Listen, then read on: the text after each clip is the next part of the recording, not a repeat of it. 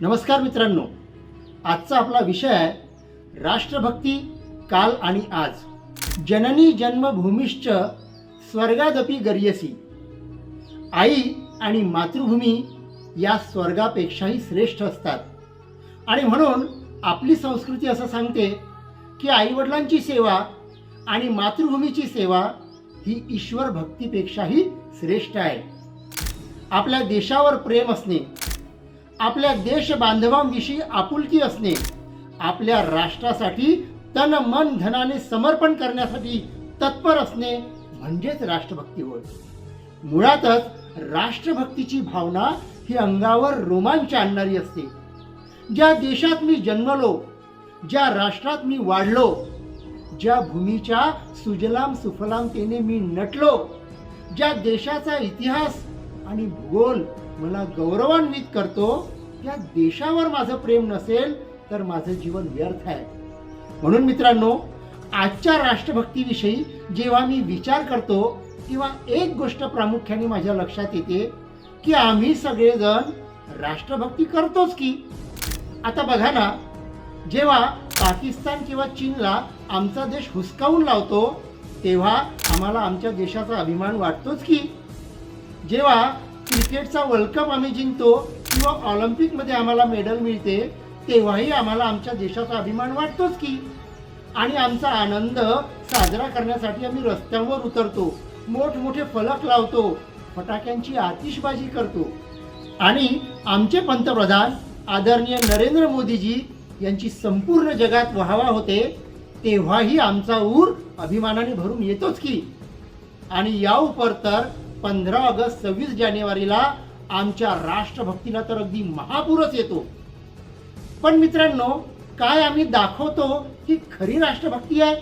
तर आम्हाला आमचा काल म्हणजे आमच्या इतिहासाचा शोध घ्यावा लागेल। छत्रपती शिवाजी महाराज वयाच्या अवघ्या 16व्या वर्षी स्वराज्य स्थापनेची शपथ घेतात आणि आयुष्यभर त्यासाठी झटत राहतात। ती असते खरी राष्ट्रभक्ती। आपल्या मातृभूमीला मुघलांच्या तावडीतून सोडवण्यासाठी महाराणा प्रताप रानावनात भटकतात, संघर्ष करतात। ती असते खरी राष्ट्रभक्ती। आपल्या तान्ह्या बाळाला पाठीशी बांधून मातृभूमीच्या संरक्षणाकरता स्वातंत्र्य संग्रामामध्ये झाशीची राणी लक्ष्मीबाई उडी घेते। ती असते खरी राष्ट्रभक्ती। मेरा रंग दे बसंती चोला असे म्हणत भगतसिंग राजगुरू सारखे तुमच्या माझ्या वयाचे युवक क्रांतीवीर हसत हसत फासावर लटकतात। ती असते खरी राष्ट्रभक्ती। देव देश अन धर्मापायी प्राण घेतले हाती या ओळींना सार्थ ठरवणारे छत्रपती संभाजी महाराज हाल हाल करून मारले जातात तेव्हा त्यांच्या ठाई असते। ती असते खरी राष्ट्रभक्ती।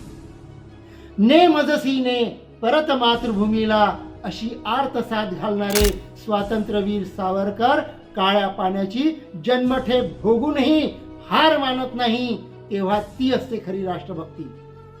महात्मा गांधी, लोकमान्य टिळक, सुभाषचंद्र बोस यासारखे महापुरुष आयुष्यभर स्वातंत्र्य मिळवण्याकरता आपल्या कुटुंबाचा, आपल्या सगळ्या घरादाराचा त्याग करतात आणि झटत राहतात तेव्हा ती असते खरी राष्ट्रभक्ती। मित्रांनो, ही सर्व उदाहरणे त्यांच्या कर्तृत्वामुळे इतिहासात प्रसिद्ध आहेत आणि म्हणून आम्हा सगळ्यांना माहिती आहे। परंतु शिवाजी महाराजांचे असे कितीतरी मावळे असतील की ज्यांनी स्वराज्य मिळवण्याकरता आपल्या प्राणांची आहुती दिली असेल। इंग्रजांच्या विरुद्ध स्वतंत्रता मिळवण्याकरता असे हजारोनी लोक असतील की ज्यांनी आपल्या प्राणांचे बलिदान केले असतील, पण या सर्व लोकांची नावं इतिहासाला ठाऊक नाहीत। अशा सर्व अज्ञात लोकांची राष्ट्रभक्ती ही सर्व माहीत असलेल्या लोकांच्या राष्ट्रभक्तीपेक्षा तसूभरी कमी नाही असे माझे ठाम मत आहे। कारण राष्ट्रभक्ती ही कुठल्याही प्रसिद्धीसाठी बांधील किंवा लाचार नसते। खरी राष्ट्रभक्ती ही एक निर्मळ पवित्र भावना असते। Patriotism is the feeling of love, devotion and a sense of attachment to the country. म्हणून मित्रांनो, आमची आजची राष्ट्रभक्ती ही कालच्या राष्ट्रभक्तीसमोर अनेक बाबतीत खुजी वाटते।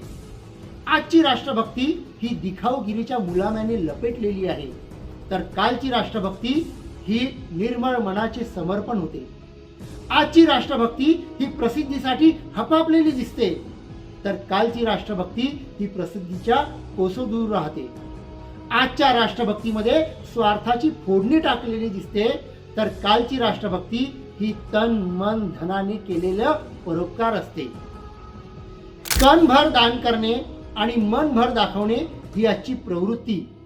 बघतोच ना आपण सोशल मीडियावर लोक इतरांना अगदी थोडीशी मदत करतात आणि त्याचे फोटो सोशल मीडियावर व्हायरल करतात, प्रसिद्धीसाठी हपापलेले असतात. म्हणून मित्रांनो, खरी राष्ट्रभक्ती जाणून घेणे हे महत्त्वाचे ठरते. आमची कालची राष्ट्रभक्ती ही सर्वोच्च होती, यात काही शंका नाही. पण आम्हाला आज खरी राष्ट्रभक्ती दाखवायची असेल तर तिचे स्वरूप देखील बदललेले आहे, हे मान्य करावे लागेल. आमची आजची राष्ट्रभक्ती ही कालच्या राष्ट्रभक्तीप्रमाणे प्राणांचे बलिदान मागत नाही, पण ती नक्कीच छोट्या मोठ्या अपेक्षा आमच्याकडून ठेवते.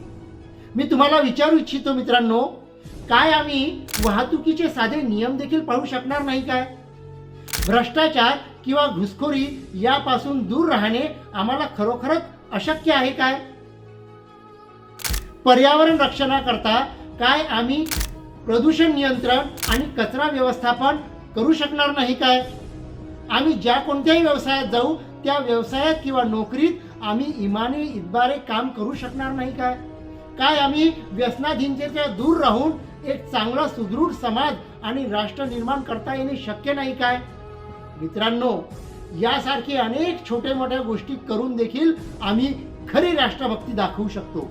परंतु याकरता आम्हाला आमच्या स्वपातळीवर काही परिवर्तन आणावे लागेल.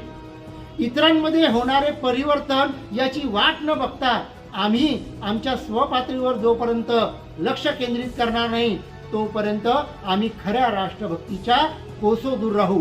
म्हणून शेवटी जाताना मी एवढंच म्हणू इच्छितो, औरों को बदलने से पहले खुद को बदलना सीखो.